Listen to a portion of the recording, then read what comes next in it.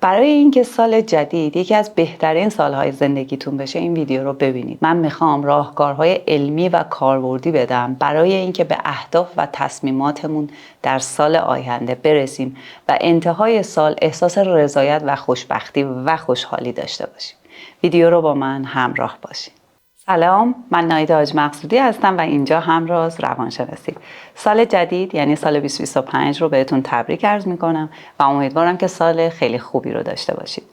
خب میخوایم ببینیم که چه کارهایی انجام بدیم تا بتونیم امسال به اهداف و تصمیماتمون برسیم. حداقل به 70% از اهدافمون برسیم. طبق تحقیقات روانشناسی موفقیت رو زمانی ما میتونیم به دست بیاریم که یه موفقیت نسبی رو تو لاین‌های مختلف زندگی کسب کنیم. یعنی اگر فقط تک لاین داریم به درسمون، به رشته تحصیلیمون یا به روابطمون یا به شغلمون یا به هر چیز دیگه‌ای که مورد علاقمون هست، ورزش، هنر، موسیقی یا هر چیز دیگه‌ای، به اون تمرکز زیادی داریم و داریم توی اون 90%، 100% موفقیت کسب میکنیم و اصلا حواسمون به لاین‌های دیگه زندگی، روابط، شغل، موفقیت‌های دیگه نیستش، نمیتونیم بهش بگیم موفقیت. زمانی به یک انسان میتونیم بگیم انسان موفق که در حیطه‌های مختلف، در لاین‌های مختلف زندگی یه موفقیت نسبی رو به دست آورده باشه. من با توجه به مطالعاتی که داشتم و تجربه کاریم این حیطه‌ها رو تقریباً توی 4 قسمت دسته‌بندی کردم و هر قسمت رو میخوام خدمتتون بگم. قسمت اول رشد فردی و خودشناسی هستش. یعنی در این حیطه یه برنامه‌ریزیایی داشته باشیم و برای سال جدید، سال 2025 یه پلنی بذاریم که درصدی از موفقیت رو بهش برسیم. من برای این قسمت 4 زیر مجموعه انتخاب کردم. یکی شناخت نقاط قوت و ضعفمون هستش. وقتی که ما تمرکز بکنیم روی خودمون، به یه خودشناسی برسیم، نقاط قوتمون رو بشناسیم و اونها رو ارتقا بدیم و نقاط ضعفمون رو بشناسیم و رو اونها کار بکنیم، حداقل 2 تا اتفاق میفته. یکی اینکه ورژن بهتری از خودمون هستیم و دومین موضوع اینه که اهداف واقع بینانه‌ای میذاریم. یعنی مثلا کسی که هوش موسیقیای بالایی نداره نمیاد خیلی روی موضوع موسیقی برنامه‌ریزی بکنه، یا کسی که هوش مدیریتی خیلی بالایی داره پس میاد توی هدف گذاری‌هاش برای رشته تحصیلی یا شغلش در این حیطه برنامه‌ریزی جدی تری میکنه. قسمت دوم تمرکز بر رشد شخصی و یادگیری مداوم هستش. یعنی با توجه به اون نقاط قوتی که پیدا کردیم حالا روش تمرکز بکنیم و یادمون باشه که آدمای موفق همیشه در حال آموزش هستن. حالا نه هر روز، نه حتما هر هفته، ولی یا کتاب خوب در حال مطالعه کردنش هستن یا در حال دیدن فیلم‌های خوب هستن. به هر حال در حال آموزش دیدن هستن. و قسمت سوم میشه تقویت نگرش مثبت. افکار خیلی تعیین کننده هستن. اگر ما افکار منفی داشته باشیم در راستای اهدافمون، اون حجمه افکار بسیار قدرت ما رو میگیرن و میتونن کار و زندگی و رفتار و اکت ما رو مختل بکنن. و زیر مجموعه 4 پذیرش شکست و یادگیری از هر شکست هست. یعنی بپذیریم که بخشی از موفقیت شکست ها هست. وقتی یه اتفاقی میفته به معنی شکست، ما میتونیم 2 تا سوال بپرسیم: چی شد؟ چه اتفاقی افتاد که به اینجا رسیدم؟ و دومین سوال اینه که خب این دفعه چی کار بکنم که این اتفاق نیفته و شرایط بهتر پیش بره. این معنی شکست رو عوض میکنه و ما داریم از شکست هامون تجربه کسب میکنیم. این به این معنی نیستش که هر کاری رو با همون شکست های قبلی ادامه بدم و هیچ تجربه‌ای هم کسب نکنم. فرق میکنه صحبت ما. معنیش این هستش که بدون انگیزه نشم به خاطر شکست ها و عدم موفقیت ها. از دل اونها بتونم تجربه پیدا بکنم و ادامه بدم مسیرم. پس برای سال جدید در زمینه رشد فردی ما میخوایم این 4 تا اتفاق رو رقم بزنیم. یه تمرین میخوام بدم خدمتتون برای قسمت اول، شناخت نقاط قوت و ضعف. یه تمرین خیلی ساده است. سعی کنید برای چند هفته دسترسی به افکار و احساستون پیدا بکنید. یعنی هر رفتاری که طی روز پیش میاد و در شما افکاری ایجاد میشه و بعد از اون احساساتی رو تجربه میکنید، اون رو یه جایی بنویسید، سیوش کنید یا توی ذهنتون باشه. اگر بنویسید خیلی بهتره و ملموس‌تر هستش.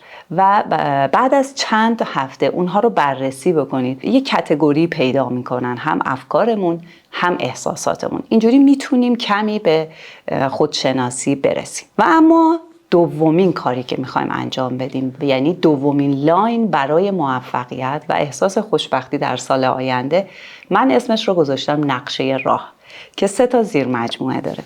اولیش هدف گذاری است. ما گاهی وقتا هدف گذاری رو خوب بلد نیستیم. خیلی کوتاه در حد این ویدیو میخوام بگم حداقل هدفهای ما باید 2 قسمت داشته باشه. یکی این که کاملا مشخص باشه و تاریخ داشته باشه. دومیش اینه که جزئیات داشته باشه. مثلا میخوایم برای سال جدید یه هدفی بذاریم که مثلا تو کشوری که هستیم زبان اون کشور رو یاد بگیریم، یا اصلا تو ایران زندگی میکنیم و میخوایم زبان انگلیسی رو بهش تسلط پیدا بکنیم. خب همین که کلی بگیم میخوام موفق بشم، میخوام زبان یاد بگیرم، میخوام آرایشگر بشم، میخوام دکترا بگیرم، یکم دور از واقعیت هستش. اگه میخوایم واقعی تر و در دسترس تر باشه باید حداقل این 2 خصوصیت رو داشته باشه.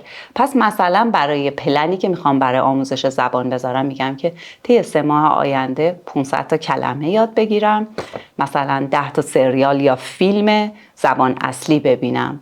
خب یه هدف تقریبا واقع بینانه است، در دسترس امکانش هستش که طی 3 ماه 6 ماه آینده این تعداد کلمه رو یاد بگیریم و اینقدر براش وقت بگذاریم. پس حواسمون باشه هر هدفی که داریم در راستای ارتباط خوب با همسرمون، در راستای فرزند پروری، خودشناسی، اهداف تحصیلی، شغلی، هر چیزی که هست رو خیلی کلی بهش فقط فکر نکنیم. حتما اون رو خوبه بنویسیم، جزئیات داشته باشه و تایم داشته باشه. مورد دوم مدیریت زمان و برنامه‌ریزی هستش.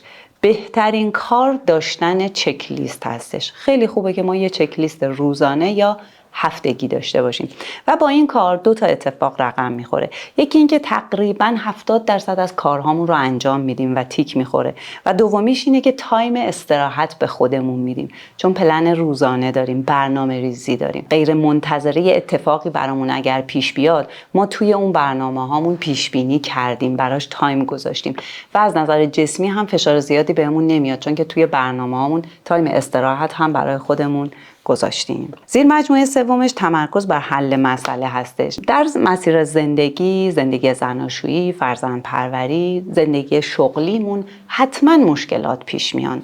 امکان نداره که در مسیر زندگی مشکلات نباشن. بهترین کار اینه که ما حل مسئله رو یاد بگیریم. یکی از کارهایی که پیشنهاد میکنم امسال حتما انجام بدیم اینه که وقتی مشکلی پیش میاد تو هر لاینی از زندگی، برخورد هیجانی باهاش نداشته باشیم. کمی صبوری بکنیم و به راه حل فکر بکنیم. لطفاً همین الان اولین مشکلی که میاد تو ذهنتون رو ویدیو رو پاس کنید و برای 1 دقیقه بهش فکر کنید، ببینید چه راه حل هایی برای حل اون مشکل به ذهنتون میرسه. و اما لاین سوم سلامت جسم و روان، یعنی اگه قرار سال موفق و خوبی داشته باشیم که انتهای سال احساس خوشبختی و رضایتمندی داشته باشیم، باید حتما برای این 2 هیت هم وقت بذاریم. سلامت جسم که کاملا مشخصه، حداقل 3 قسمت مهم داره. ورزش و تحرک هستش، تغذیه خوب هست و خواب خوب. تحت تاثیر اینترنت معمولا ساعت خواب شب برای آدما یه ذره جابجا شده. شاید بعد از جریان کووید توی دنیا این اتفاق یکم پررنگ‌تر شده. شما که این ویدیو رو می‌بینید مراقب تایم خوابتون باشید. و قسمت بعدی سلامت روح و روان هستش. زندگی شهرنشینی امروز، زندگی سرمایه‌داری امروز، سبک زندگی همراه با استرس هستش. خیلی خوبه که ما مدیریت بکنیم، یعنی نمیتونیم بگیم که این زندگی استرس نداشته باشه. و پیشنهاد من توی این ویدیو به شما این هستش که موضوعها و حیطه هایی که به شما استرس وارد میکنن رو شناسایی بکنید. بعضیاشون واقعا قابل حل شدن هستن، یا اینکه مهارت رها کردن رو یاد بگیریم، یعنی اینکه تو اون حیطه، تو اون مقطع زمانی نیاز هستش که بهش توجه نکنیم، بذاریم به تایم خودش بهش فکر بکنیم و بررسیش بکنیم. و اگر موضوعی هستش که لاجرم ما اون استرس رو داریم تجربه میکنیم، حداقل از تکنیک‌های روانشناسی استفاده بکنیم برای اینکه کمی میزان استرس رو پایین بیاریم، مثل تنفس‌های عمیق، مثل مدیتیشن، ذهن آگاهی، یا صحبت کردن حداقل با یک مشاور یا یک دوست امن و آگاه و عاقل. و اما 4مین لاین برای رسیدن به موفقیت و احساس خوب در زندگی روابط هستش. روابط مختلفی که ما با آدما داریم. روابطی که با همسرمون داریم، رابطه‌ای که با بچه‌هامون داریم، روابطی که توی کار با همکارانمون داریم، با خانواده خودمون یا همسرمون و دوستانمون داریم. این روابط خیلی مهم هستن. ما به روابط برای داشتن حال خوب نیازمندیم و اینکه خیلی جاها از جمله سوشال مدیا گفته میشه آدما سمی‌ان، کات کنید، روابط رو قطع بکنید. من حداقل میتونم بگم این رو قبول ندارم. ما چیزی داریم به اسم تنظیم رابطه. اگه فکر میکنیم یه آدمی افکار منفی داره، شاید افکارش باعث میشه که من نگران میشم، ترسایی رو به من انتقال میده و من نمیتونم در مسیر موفقیتم برم، در مسیر اهدافم قدم بردارم. اون آدم داره منو میترسونه، میتونه پدر مادرم باشه، همسرم باشه یا هر دوست نزدیکی به من باشه. من میتونم کمی از اون فاصله بگیرم، تنظیم کنم روابطمو با اون آدم. در مورد مثلا اهدافم باهاش صحبت نکنم، ولی کات کردن روابط رو ما اصلا توی روانشناسی دوست نداریم. روابط 2 تا کار رو برای ما انجام میدن. یک، روابط با آدمایی که حالمون رو خوب میکنن و ما از نظر عاطفی به اونا نیاز داریم و دومیش هم روابط شغلی و کاری هستش. با آدمهای مهم حیطه شغلم، آدمای بزرگ تو اون حیطه، آدمای تحصیل کرده یا آدمایی که فن و تخصص اون شغل من رو دارن، هرچی نزدیکتر بشم و روابط متعددی داشته باشم، عامل موفقیت من هستن. پس روابط یک لاین بسیار مهم هستش برای موفقیت، برای احساس خوب و خوشحالی و خوشبختی. امیدوارم این ویدیو شما رو حتی یک گام به اهداف و تصمیم هاتون در سال 2025 نزدیکتر بکنه. پلیلیستی که داره بهتون پیشنهاد میشه ویدیوهایی هست تقریبا در حیطه خودشناسی، روابط، حال خوب و احساس خوشبختی. پیشنهاد میکنم که به اونجا یه سر بزنید.